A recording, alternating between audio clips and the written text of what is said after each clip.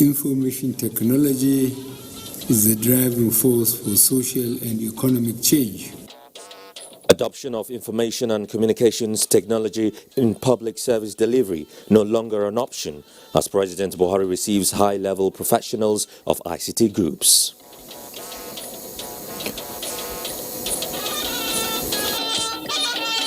To provide decent broadcast media landscape, Information Minister direct strategic repositioning of the industry. We are sentencing these boys and girls to a future that will be bleaker than our own. Ahead of February deadline for UTME, candidates converge on national identity registration centers nationwide.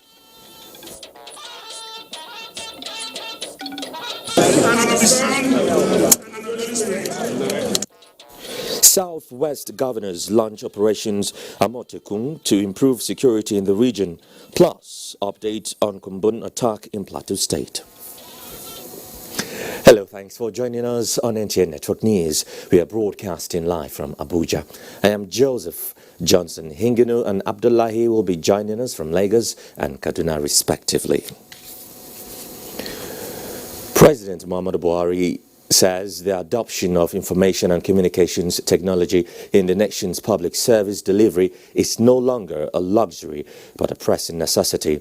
The president stated this while granting audience to the executive members of the various information technology professional groups in Nigeria on a solidarity visit. State House correspondent Adamu Samba reports. Information technology is the driving force for social and economic change. The future, President Muhammadu Buhari emphasized, belongs to information technology, saying what was unimaginable 20 years ago is today a reality. This, he said, informed his administration's numerous policy decisions and substantial investments in the critical economic sector. As the president explains, the intention is to ensure that the benefits of what he called technology-driven age is felt by all the nearly 200 million Nigerians. Indeed, our strategy for inclusive economic growth can only be achieved by leveraging the technology tools available to us. Already, we have seen the benefits of using technological tools to fight corruption and reduce leakages and inefficiencies in public service delivery. The federal government, he also said, is leveraging technology platforms to boost agricultural production, battle pockets of insecurity in parts of the country, as well as impact the lives of the less privileged through the social investment programs. For us, technology in public service delivery is no longer a luxury. I therefore request that you all continue to partner with government at all levels to ensure the benefits of this tool is realized and at the same time its threats are eliminated. On the visit include the Computing and Information Technology Professionals and Community in Nigeria, the Computer Professionals Registration Council of Nigeria, and the Nigeria Computer Society. Professor Charles Uwadia, who spoke on their behalf, appreciated President Buhari for his commitment to the improvement of the lives of the people through information, communication technology, and digital economy. Your Excellency, we the IT professionals commend you for the immense and giant strides that your administration has made and is still making in nation building. Within the space of the past 4 years, you have achieved a lot, deepening IT in Nigeria due to the realization that ICT is a tool for empowerment of Nigerians and eradicating poverty. I wish to assure His Excellency that relevant agencies such as NIDA, NOTAP, BPE, and other professionals in the IT sector will continue to cooperate and collaborate with one another to move our dear nation to the next level. He enumerated the effective implementation of the Treasury Single Account, increasing government revenue by over 3 trillion naira, entrenching transparency and accountability, diversifying the economy, as well as ensuring security and fighting corruption, leveraging on the enabling power of the ICT as some of the notable achievements recorded by government. While making a case for an import tax on all software imported into Nigeria to fund local software development activities, the IT professionals formally invited President Muhammadu Buhari to be the Chief Marketing Officer for Made in Nigeria software. From the State House, Adamu Sambu, NTA News. And Information and Culture Minister Lai Mohammed has directed the National Broadcasting Commission (NBC) to immediately implement measures aimed at repositioning the broadcast industry with a view to bringing sanity into the sector. This was contained in a statement by the Information and Culture Minister, signed by the Special Assistant on Media, Shegun Adeyemi. The minister said the directive has become necessary following the submission of the report of the committee which was set up to work at modalities for implementing the recommendations approved by President Muhammadu Buhari to reposition the broadcast industry in Nigeria. This move, Lai Mohammed explained, is necessitated by the satisfactory report of the committee, which was very professional and detailed. Hence, the directive to the Commission to take necessary measures to effect the implementation of the various provisions contained therein. This directive covers the provision for the regulation of the web and online television and radio, regulation of international broadcasters beaming signals into Nigeria, hate speech, human resources, and staff welfare, funding for the reforms implementation, monitoring, independence of the regulator, and ease of issuing licenses, as well as competition and monopoly issues, are part of the recommendation. Other highlights of the minister's directive include new regulations to compel broadcasters to utilize the content and services of Nigerian independent producers in fulfillment of the regulatory requirements for 70% local content, rather than current abuse of the rules, which allow many loopholes for the production of such content in jurisdictions outside Nigeria. This, the minister upheld, will empower local producers with proper funding and investment, enhance foreign collaboration, develop the local industry, raise the standard of local productions, and ultimately lead to job creation. The new regulations will also ensure that content producers are paid promptly for adverts and sponsored content placed on all TV, radio, and broadcast platforms. The rule is to also ensure that production of adverts are localized to create and promote local production, and where it is not, it will attract charges every time such an advert is aired, with the charge being put into fund to help develop local expertise in production. For musical content, the new regulation will ensure that broadcasters are prevented from illegal and unpaid use of musical works without payment of the applicable license fees and or royalties required by musical right owners. Similar provision will prohibit exclusivity of sporting rights in Nigeria, as a new regulation now mandates broadcasters and exclusive licensees to share such rights with other broadcasters to boost reach and also maximize utilization by all broadcasters of premium content in order to grow their platforms and investment in other content.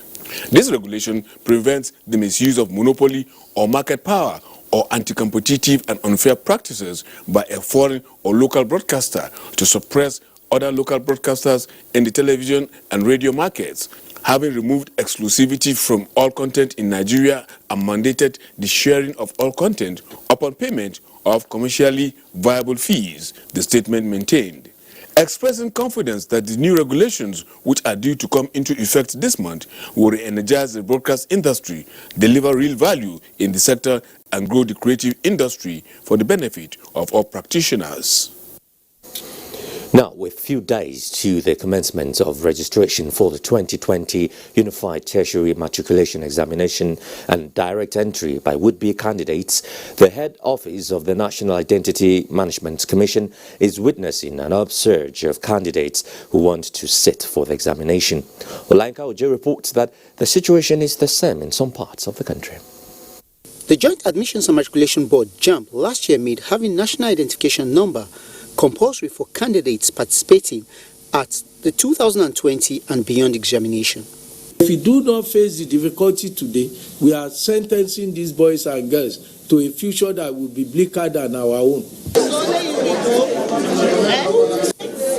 And this is what that decision is generating as candidates rush to get the national identification number before the commencement of registration this January, with more than 1,000 registration centers across the country undertaking the exercise. This center, located at NIMSI's national headquarters, has 2 points that can handle more than 20 candidates at a stretch. It's okay. My education comes first for now. The rush notwithstanding, the exercise has been seamless. Even 21-year-old visually impaired Edoja Samuel, who wants to study special education, had a smooth process, as provision has been made for people with special needs as well. It's less than 5 minutes. I want to help those that are visually impaired. Since stopping multiple registrations and writing by proxy are some of the reasons for the national identification number for the exams, what is this youth corps member, Joy John, a graduate of anatomy from Delta State University, doing here then? I want to go back for medicine, so that's why I came here to register. Despite the funding challenge the National Identity Commission says is impeding its operations, more than 50% of would-be UTME candidates have been captured, and all other candidates will be captured before the end of the scheduled date for JAMB registration. In the spirit of the collaboration, we have given instruction that priority should be given strictly to JAMB and direct entry students who will be writing examination to register in all our enrollment centers. We had to also sit and provide contingency plans to address this upsurge. What we did is to sit down and map these centers so that applicants will be moved from the JAMB offices to the nearest NIMSI offices. It is assurances like this that prospective candidates like Samuel wants to hear as they strive to meet the requirement that will set them on the path of their next level of education pursuit. Olainka Ojo, NTA News. Let's take you to the skies now, because Nigeria's skies enjoyed quiet and safe operations in 2019 with no incidents of passengers air crash.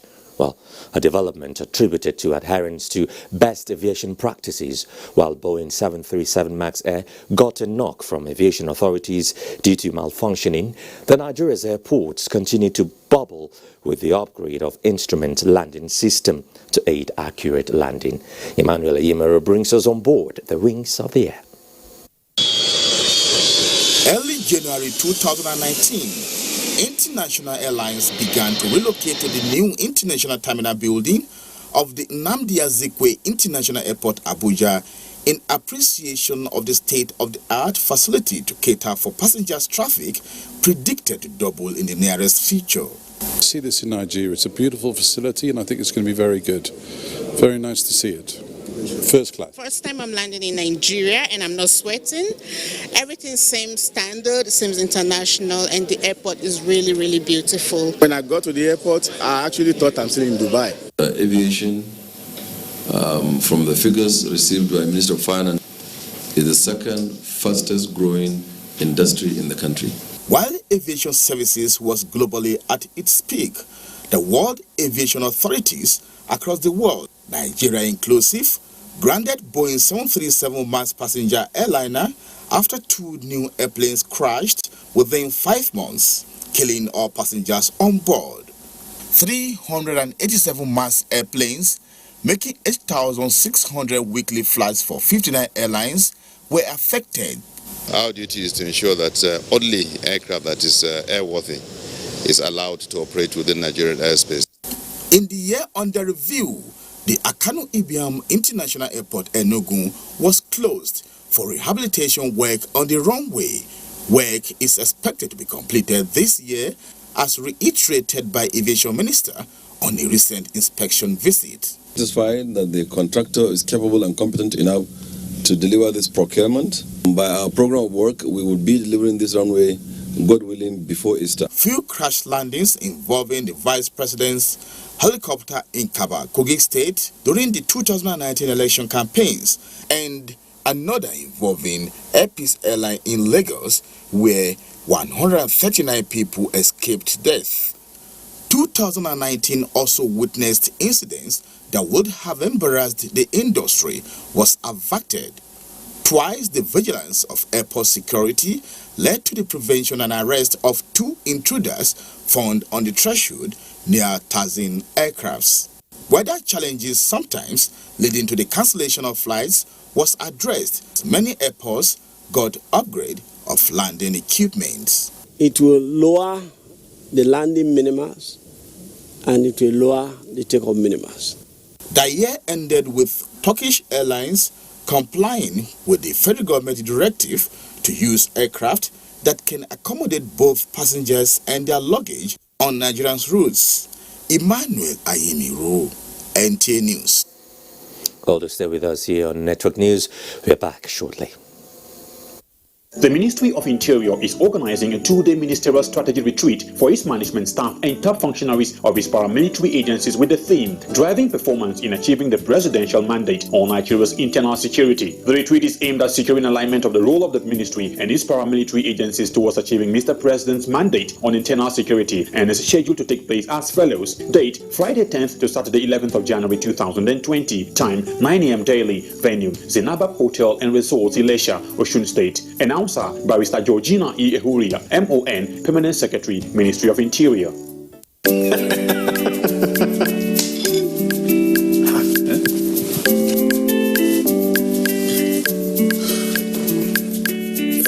That channel where you watch just now don't waka. No panic. There's me no panic. You go do it by yourself like ABC. Oh yeah, press the menu button on top your remote. Scroll up and down till you see Information Central. Then press OK. Press OK. Check the signal strength and quality. If the signal strength and quality pass 70, make you press the exit button, go back.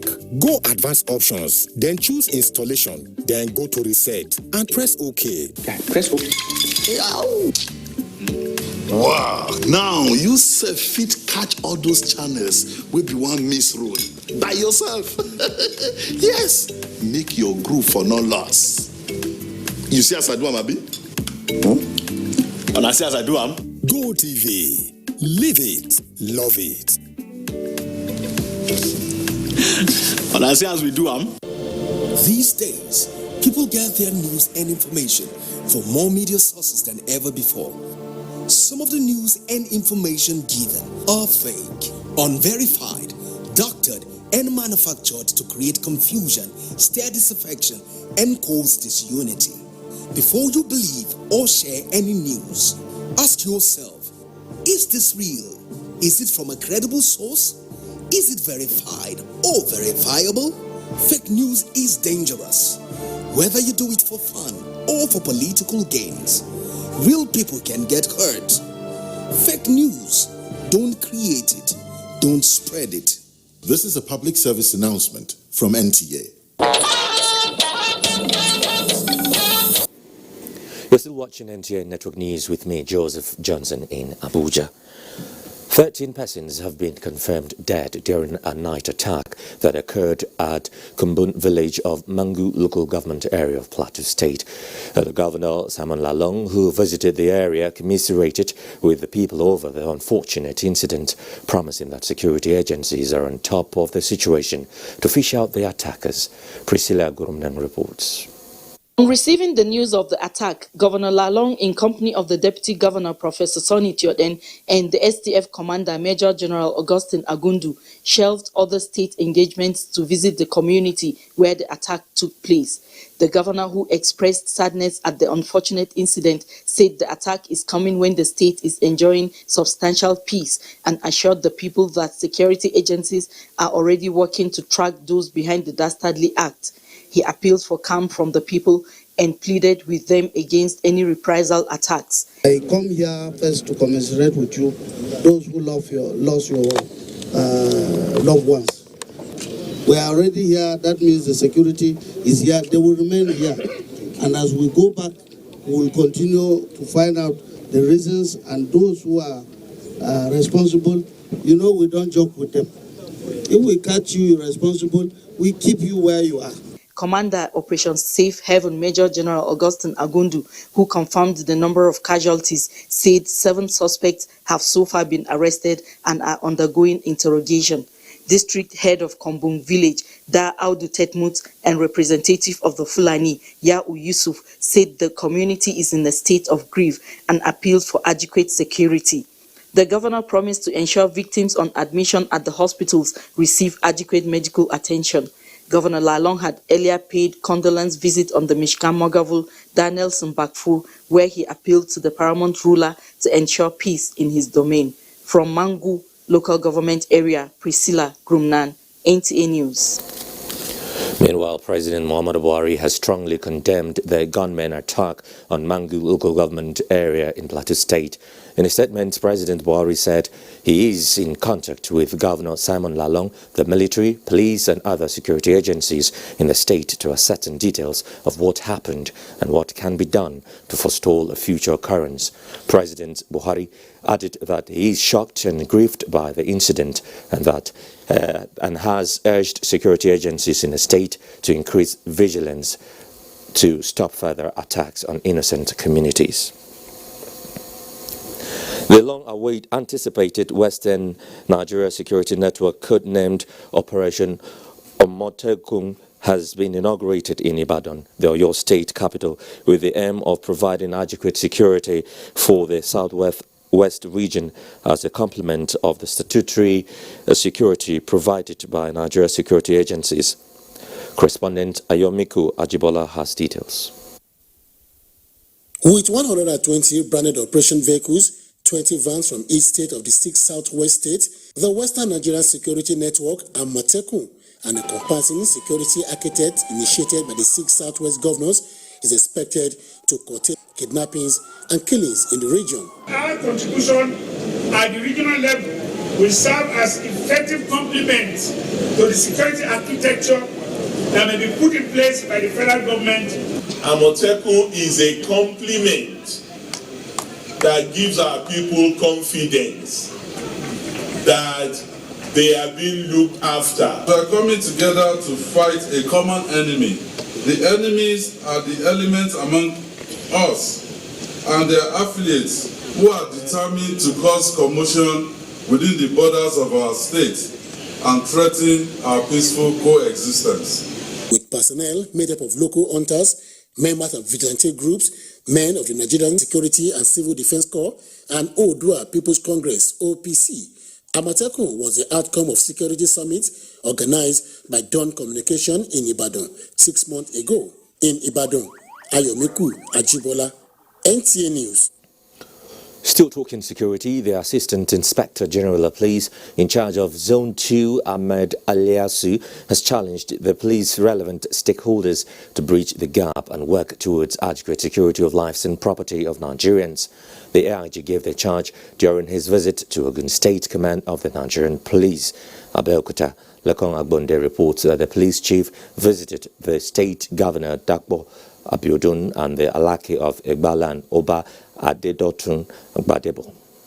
The Assistant Inspector General of Police, Zone 2, Ahmed Iliasu, was like a homecoming after he had served as Commissioner of Police in the state for 4 years. Policing has now moved to community policing and community engagement. I'm here to interface with my men and make them know the change in ethos, custom, and values of policing in line with 21st century policing best practices. This administration will give all the required support to ensure that all these laudable initiatives of the Nigerian Police Force, ably led by the Inspector General of Police, are successful.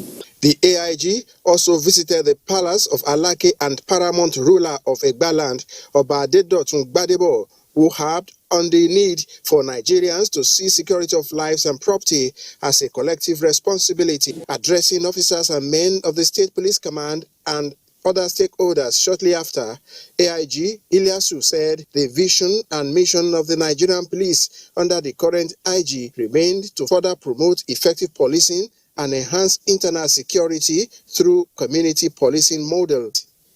In Abeokuta, Lekon Agbonde, NTA News. The Buhari Media Organization has shown concerns over a statement by a South African military contractor on fighting insurgency in the northeast.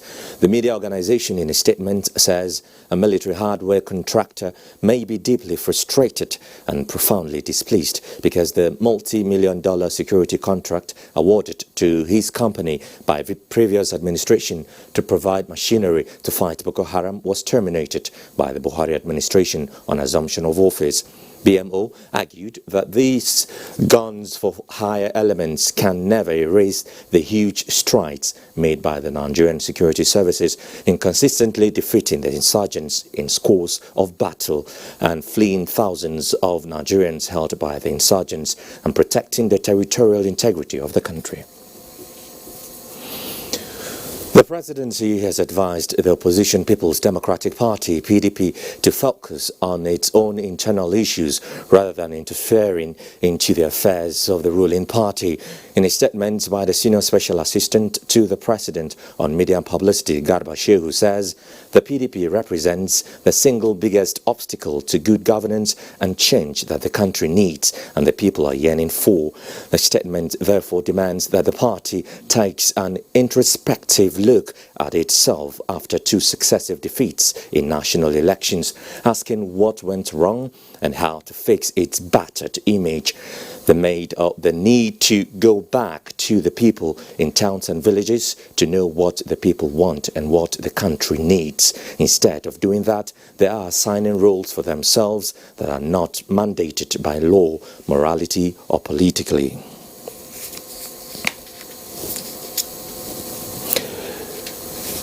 Boa Cement Company PLC has listed by introduction of a 33.9 billion naira shares on the Nigerian Stock Exchange at 35 naira per shares. Managing Director Boa Cement Company Yusuf Bengi, while sounding the closing gong, said the company will increase its production capacity to 6 million metric tons in 2020. Abolade Salami completes the report.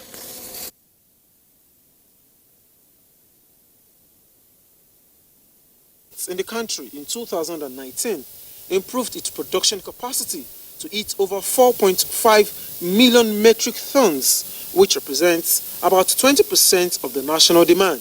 The fast-growing cement company in Nigeria, in an avenue to create an opportunity for investors to invest their capital in the company, as listed by introduction 33.9 billion naira shares at 35 naira per share. Decided to take a giant step to come into the market at this time. So as of today, you know, we are the third largest company on the floors of the exchange by market capitalization, and that is really going to add a lot of value to the shareholders and also to Nigerians as a whole.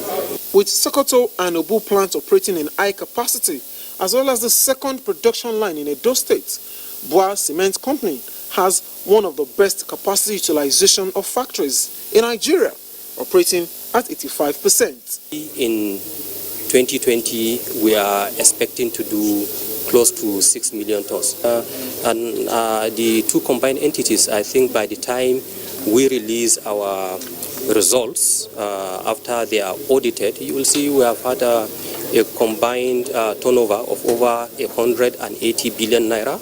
The cement company assured shareholders of maintaining standard in cement production and penetrate the market to drive a positive performance. In Lagos, Abolade Salami, NTA News. The Nigeria Customs Service generated 1.4 trillion naira for the year 2019.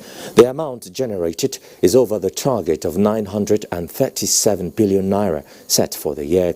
Commenting on this feat, the Comptroller General of Customs, Colonel Hamid Ibrahim Ali, retired, described it as a result of resolute pursuit of what is right, rather than being populist by compromising national interest on the altar of individual or group interests. A statement by the Service Deputy Comptroller and Public Relations Officer Joseph Fatah said the service revenue generation profile has continued to be on the rise annually as the ongoing reforms insist on strategic deployment of officers strictly using the standard operating procedure and strict enforcement of extant guidelines by the Tariff and Trade Department. The statement said the partial border closure, which has forced cargoes that could have been smuggled through the porous borders to come through the sea and airports, raised revenue collection from ports. It added that before the commencement of the border drill on 20th August 2019, revenue generation was between 4 billion and 5 billion naira, but now the service generate between 5 billion and 7 billion naira daily. The federal government says education will henceforth be accorded topmost priority, especially through the provision of infrastructure and capacity building in the nation's universities, so as to produce quality graduates for nation building. President Muhammadu Buhari, who made this known while receiving the leadership of Academic Staff Union of Universities, ASU, said effective and efficient operations of universities will go a long way towards enhancing the nation's economy, especially with focus on science and technology. State House correspondent Adamu Sambo has more. President Muhammadu Buhari was emphatic that the future of the Nigerian nation depends largely on the quality of education, and therefore certificates from those intellectual ivory towers must be credible to inspire confidence. He urged members of the Academic Staff Union of Universities to assist the federal government in realizing the desired objectives. The Ministry of Education, we have a lot of work to do in organizing the universities and making them credible by putting proper infrastructure and getting qualified staff. We will make sure of the standards and the resources to be made available too, so that our qualifications are credible, not only in Nigeria but all over the world. The president, however, made a strong case for the university lecturers to comply with the ongoing verification and validation of human resources in the universities towards guaranteeing optimum output. We have to have a high-powered inquiry using the Constitution and see how much the universities should be allowed in terms of management of resources and the personnel. Finance Minister Zainab Ahmed explained that out of the 137,016 academic and non-academic staff members of the universities, over 90,000 have been enrolled in the Integrated Payment and Personnel Information System, urging ASU to encourage the remaining 40,000 to comply with the process. She said many anomalies were discovered in the university structure that have contributed to the high cost burden. These include staff working and earning pay in more than one university, contract staff on payroll of the government, tax reductions on payee, and multiple employments. The minister disclosed that some universities had rushed to recruit more staff before the IPPIS registration commenced, which was, however, detected. Our view, Your Excellency, is that while it is clear that ASU has peculiarities, that those peculiarities should be clearly recognized and special provisions made for them, rather than having those special peculiarities put and carried on the payroll. Bringing the universities on the payroll will not erode their independence or autonomy. It will only help government to manage the very scarce resources that we're having to deal with at this time. You might not be aware that the total combination of personnel costs and overheads accounts for over 70% of our national budget. We have a lot to do to ensure that a cost-saving measure is put in place so that we can release these funds to deploy them to education, to infrastructure, to provision of power, and all other things that will make life more meaningful for our people. I want to thank you people that after our February meeting, there was nothing like industrial unrest. You understood that we were passing through dire straits. So in the same spirit, we can marry youths with IPs, because they're all saying the same thing. Emergency in education, sir, it is high time this government declared it. The president of ASU, Professor Biodun Agunyemi, said the implementation of agreements between ASU and federal government over the years will go a long way in improving the quality of education in the universities. Nigerian universities can make meaningful contributions to addressing the challenges of the country, e.g., economy, security, and corruption. if given the opportunities. The ASU president, however, described IPPIS as a disruptive intrusion which not only violates the laws of the Federation and university statutes, but also agreements between the federal government and ASU. From the State House, Adamu Sambu, NTA News. Let's now join Hingunu in Lagos for some stories. Thank you, Joseph, and welcome to Lagos. Our starting point here is security. 114 suspects were arrested while 7 lost their lives in gun battles with the police in Lagos between November and December last year. The police commissioner Hakeem Odumosu disclosed this in his maiden press briefing as commissioner of police in the state. Justin Moses reports that 9 cases of suicide were recorded within the period. A crime record for the state also indicated that 72 robbery attempts were foiled. 46 suspects were arrested for cultism, 3 for kidnapping, and 82 for murder, while 2,300 motorcycles were impounded during the enforcement of Lagos State traffic law within the 2-month period. 12 assaulted firearms with lots of ammunition of different caliber were recovered. Armed runner is there and firearms. So we got information somewhere in Canine notice. She was there to sell the firearms now to the robbers. So we laid ambush, and it will pay off now. He came, and we're trying to get the source. He's here to tell us the source. We are going to go into that. Command also recovered 11 stolen vehicles. The newly launched Special Strike Force on miscreants in the state arrested 192 suspects in Agege, Ikorodu, Itire, Iseri-Osun, and Oshodi. 38 of those arrested were warned and released. 87 charged to court, with 67 being profiled. Various suspects were also paraded. The State Police Command pledges commitment to community and intelligence-driven policing in the new year. In Lagos, Jesuton Moses, NTA News. Talking education now. Lagos State University, Ojo, has been trending on the news since Monday this week, but not for a positive reason. Correspondent who has been monitoring events at the institution reports that despite the stampede that almost disrupted activities at the institution, students wrote the exams without any hitch. 100-level students of Lagos State University, LASU, going into the exam hall in an orderly manner to write the General Nigerian Studies GNS 102, which was marred on Monday this week as a result of a stampede that affected some students. Contrary to the rowdy nature of the premises on Monday, the situation here is a clear indication that the arrangements made by the school authority by rescheduling the exam to Wednesday and Thursday this week for a smooth process is effective. Today's exam is okay compared to Monday. It's much more organized and smooth. Everything just went on fine. This time around, apart from the 500-seater hall initially provided for the exam to accommodate about 2,500 students in 6 batches daily, another hall was made available for further decongestion. All the lecturers are available. We even have more than enough invigilators now.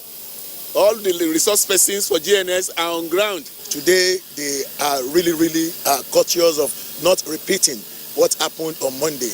There is no need for another exams. For those who had written the exams on Monday, we have their results already. Those who are supposed to be in charge and even the security at alert, everything is in order. The management urged the students to always be law-abiding in order to avoid problems that could tarnish their image or the school. That's our contribution from Lagos. Network News continues after this break. Please stay with us. They swore an oath to serve our fatherland and defend the people. They traded their freedom, comfortable homes, and mortgaged their lives on the battleground for our unity and peaceful living. These are the great, fearless, loyal, and committed Nigerian armed forces who risked their lives courageously to safeguard our borders. But in the line of duty, many never returned. Nigerians, arise, let's celebrate our fallen heroes. Put on the remembrance emblem with pride to support the incapacitated and families of our fallen heroes. is a lead befitting the honorable memory of the gallant martyrs and men who paid the supreme sacrifice to keep the country united. President Muhammadu Buhari enjoins all ministries, parastatals, religious and corporate bodies to donate generously to the Emblem Appeal Launch. Send your donations to these accounts. Account name, Emblem Appeal Launch. Account. Thanks for staying with us. Let's talk business now. With the euphoria of the festive season over, some commodities in the market are yet to revert to its former prices, and Chimobi Walter Naji is here with me to tell us all about that. Chimobi, good to see you. Yes, Joseph. Good to see you, Joseph. Which commodity in particular did you take cognizance of? Well, thank you, Joseph. Tomatoes, particularly caught my attention, considering that an estimated 1.7 million tons are produced annually in Nigeria by mostly 5 states of Bauchi, Gombe, Kaduna, Kano, and Benue, among others. Now, at the orange market, Maraba, it is obviously a booming business with the number of buyers trooping into the market to make purchase. However, it does not come without its challenges.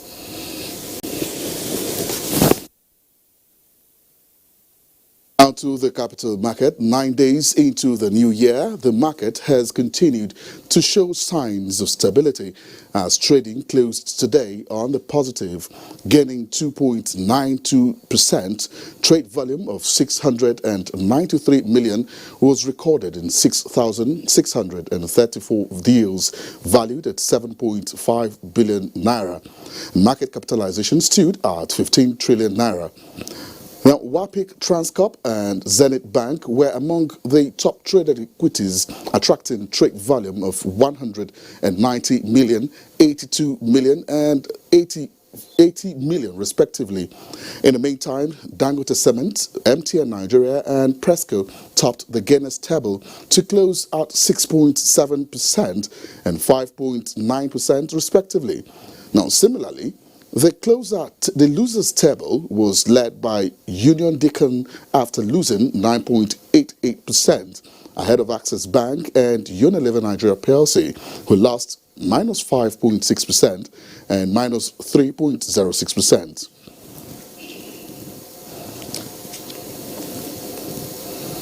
Now, those are the stories at this time. It's back to you, Joseph, for the rest of the news. I hope I like tomatoes. It really has to revert back to its prices. Of course, I'm sure it will. Thank you, Chimobi. Okay, Nigeria is benefiting immensely from the activities of the Niger Basin Authority. This was disclosed by the Ministry of Water Resources at a workshop for revitalizing the River Basin Authority network of journalists and communicators in Nigeria. Osina Yebe reports. Water is a great resource to humanity and even serve people better if the resources therein are properly managed and harnessed for development. This is what informed the establishment of the Niger Basin Authority by 9 countries in West Africa who share common water boundaries, of which Nigeria is one. The national focus sponsor of the workshop, Mrs. Alice Ojowu, who spoke on behalf of the Minister of Water Resources, said Nigeria has benefited in the area of rehabilitation of the Kainji and Jeba dams from the Niger Basin Authority. She mentioned that through the Niger Basin Authority, Nigeria has been able to step up effort in data collection for flood management and enjoin journalists to educate Nigerians about the positive impacts of the Basin Authority on the nation's development. We've got the intervention to rehabilitate Kainji and Jeba dams in Nigeria. Through that intervention, we've been able to add about 340 megawatts to the national grid. To sustainably manage the water resources within the territories of member countries and preserve the ecosystem, the capacity of journalists needs to be built. We can count on his support to enhance NBA's performance and realize our common development ideals for the benefit of 160 million people living in the Niger Basin. Issues like flood, water pollution, deforestation, and desertification are areas journalists are expected to educate and enlighten the people on. In Abuja, Austin Anyebe, NT News. For the first time since the inauguration of Prince Dakpo Abiodun as the governor of Ogun State, former President Olusegun Obasanjo paid an unscheduled visit to the governor at his office. Chief Olusegun Obasanjo says the visit was to congratulate the governor for the new year and discuss developmental issues. Raise a few issues that I believe are of interest to the development of Ogun State in the area of, what will you say, education, agriculture, rural development, that sort of thing. And we have a wonderful, wonderful discussion. Let's take you now to Kaduna, where Abdullah is standing by with some news making rounds in that part of the country.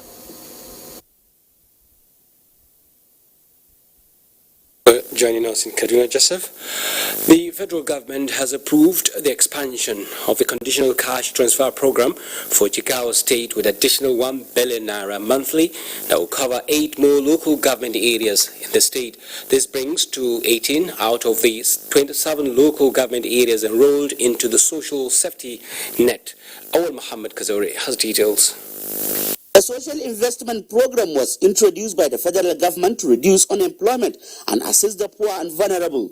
Jigawa is one of the states where the program is adjudged by stakeholders to be achieving success. The meeting here is to review various components of the social investment as it affects the state. The good news is the approval by the federal government to expand the program to accommodate more people. Jigawa State is the first state in Nigeria that has complemented the federal government school feeding program, whereby class 4 and 6 were now taken off. Federal government is doing class 1 to 3. Now Jigawa State government is the first state that has taken off primary 4 and 6, so as to ensure that everybody is being fed. And on that, almost every month, about 65 million is being spent to execute that program. Meanwhile, the state government is complementing the federal government in the school feeding and safety nets programs. From Duse, Awal Muhammad Kazaure, NTA News. And from education to correctional matters, now inmates in correctional centers across the country have witnessed changes in detention facilities as a result of the government's commitment to abrogating punitive measures and stigma associated with ex-convict. This was part of the President Muhammadu Buhari's determination to remove impediment in administration of correctional centers. Let's now join Muhammad Rabiu Ali in Kano for details of that report. Prior to the repeal of the Nigerian prison service by the 8th National Assembly, inmates were contending with a series of challenges in their various detention centers. Most of these facilities were overcrowded with inmates undergoing dehumanizing treatment. There were public outcry for prisons decongestion and address the issue of torture. Concerned with this development, the Buhari administration introduced major changes in the service to do away with dehumanizing nature of prisons to serve as correctional centers. This Correctional Service Act came a lot with goodies. One, to the personnel, second, to the inmates, and to the public at large. This also prompted the Nigerian Correctional Service to embark on rigorous training among its personnel to cope with the new trend. Correctional Service Act 2 has made provision for Correctional Service Reward Fund. This is a fund that will be kept for officers that have committed acts of gallantry in the course of the discharge of their official responsibility. The new dawn in administration of correctional centers will no doubt launch the country in the League of Nations which observe human rights. The ongoing construction of 3,000 mega-capacity correctional center in Kano, when completed, will significantly decongest inmates and after serving their correctional term, will go back to the society as law-abiding citizens. Muhammad Rabiu Ali, NTA News. Many thanks, Mohammed, there. And that report ends our contribution from Kaduna here. Joseph Johnson is standing by in Abuja to continue network news. Joseph. Abdullah from our Kaduna Network Center there. Let's just take some more messages. Stay with us. You can follow us on all our social media platforms: Facebook at NTA Network News, Instagram at NTA Network, Twitter at NTA News Now, YouTube at NTA News Online. Or visit www.nta.ng.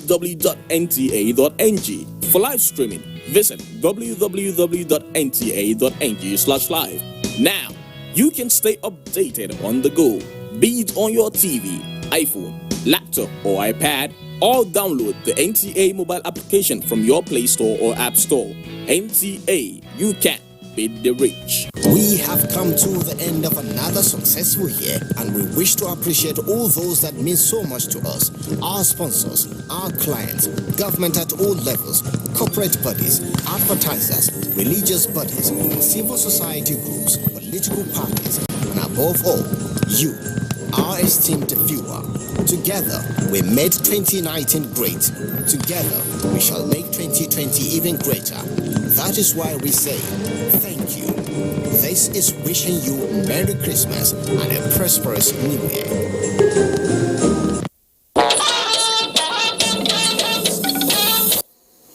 As part of efforts to fulfill their spiritual obligation in the Holy Land, pilgrims from Nigeria have continued to renew their faith in God with more visitations to significant sites as recorded in the Holy Book. Ruth Aguale reports.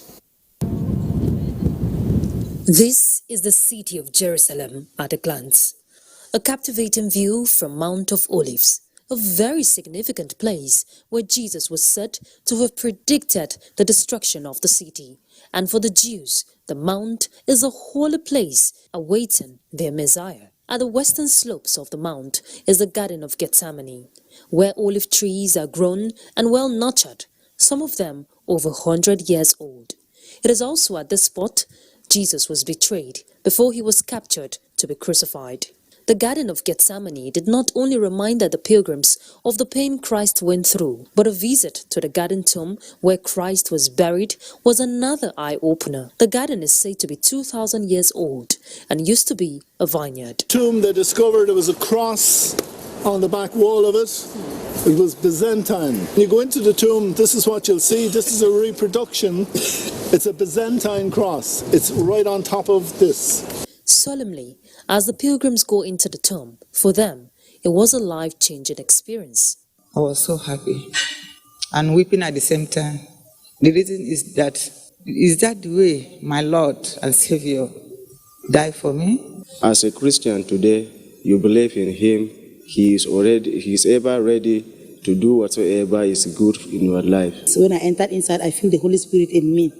Yes, it makes me come closer to God more. As the quest continues, these pilgrims hope for a better rejuvenation. From Jerusalem, Ruth Aguela, NTA News. Let's bring you sports now. Team Nigeria intensifies training for Africa Track Cycling Championship. Kenema Abudike tells us more. The Nigeria Women Amateur League is set to hold January 20 to 27 on zonal basis across the country, with the deadline for registration of participating clubs set for January 16. It's usually the grassroots league, which supplies talents, raw talents to the Pro and the Premier League, which are both professionals, for the renewal of talents in our various teams. Nigerian cyclists are putting finishing touches to their preparations ahead of Africa Track Championships scheduled for Thursday next week in Cairo, Egypt. The team, which comprises 6 females and 4 males, are expected to depart Nigeria next week as they aim to make podium finishes at the event. We are expecting many countries will participate. Then we see when we are there what will be our result. In tennis, ahead of the year-opening Grand Slam, the Australian Open, world #1 Ashley Barty recorded her first loss in the year, losing to qualifier Jennifer Brady at the Brisbane International 6-4, 7-6 in the second round. Meanwhile, Serena Williams survived the scare as she came from a set down to beat fellow American Christina McHale 3-6, 6-2, 6-3 to reach the quarterfinals. With sports update, Kenan Ima Abodike, NTA News. Nigerians have been urged to be united even in the face of daunting challenges in order to achieve the dreams of the nation's founding fathers. Vice President Yemi Osinbajo gave the advice at the funeral of the rector, Redeemers International Leadership Academy in Imo State. Chukwu Boyke Chukwu has details. Vice President Yemi Osinbajo was in the state to attend the burial of the late rector of Redeemers International Leadership Academy, Ebenezer Awuzie, at Okwele, in Onimo local government area of Imo State. Pastor K. Lelama of the Redeemed Christian Church of God, Olive Tree Parish, in his message enjoined Christians to dwell more on the things of God in order to reap eternal reward. In his tribute to the late pastor, Vice President Yemi Osinbajo advised Nigerians to live in peace with one another and appeal to the bereaved family to take solace in the fact that their father lived a good life. One thing that I'm sure all of us can say about him is that you will not meet someone who was so single-minded about his pursuit of God. He was completely single-minded. And that is why, for many of us, aside from the fact that we feel a deep sense of love, we also recognize that if there is anyone who the Lord definitely loves, and I know where he is today, is Pastor Ben. The Imo State Governor, Emeka Ihedua, who accompanied the Vice President to the funeral, encouraged the bereaved family to sustain the legacies of the departed. The body of late Pastor Ebenezer Awuzie was later interred in his compound in Owerri. Chukwubuike Chukwu, NTA News. Well, let's take a quick look at the weather forecast for Friday.